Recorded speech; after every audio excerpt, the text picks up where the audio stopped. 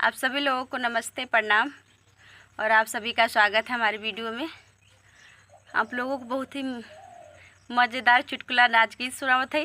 जो गीत है कि करिए दूल्हा के ऊपर गीत है और आप लोग गीत को पूरा सुनल जाए। कि दूल्हा मिलल सखी, दूल्हा मिलल सखी, करिया भुजंग बा, देख जिया दंग बाना। दूल्हा मिलल सखी, करिया भुजंग बा, देख जिया दंग बाना। दंग बाना हो दंग बाना, कुढंग बाना हो कुढंग बाना। ऐसे चितव सखी, देख जिया दंग बा, करिया भुजंग बाना। ऐसे चितव सखी, देख जिया दंग बा, करिया भुजंग बाना। मड़वा आई के उतर गे, देखत दहिया सबके जर गे। मड़वा आई के उतर गे, देखत दहिया सबके जर गे।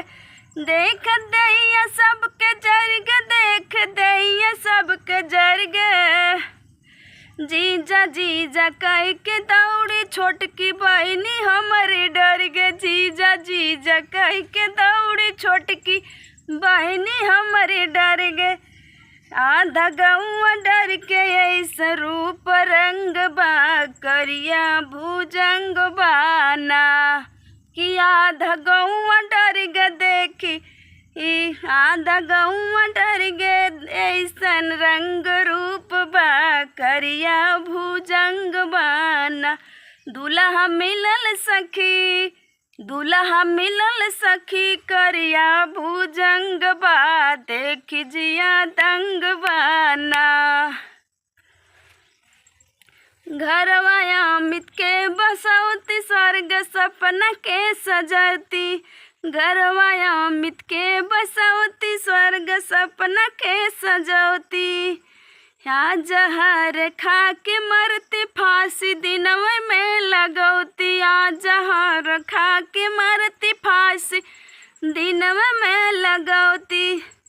सुकरी है रहा हरि शंकर के संग बा, देख जिया दंग बाना। सुकर इह रहा कि हरि शंकर के संग बा, देख जिया दंग बाना। दूल्हा मिलल सखी, दूल्हा मिलल सखी, करिया भुजंग बा, देख जिया दंग बाना। दूल्हा मिलल सखी, करिया भुजंग बा, देख जिया दंग बाना। ऐसे जियत जैसे लागे नजर बंद बा, देख जिया दंग बाना। ऐसे चितम जैसे लगे नजर बंद बा, करिया भुजंग बाना।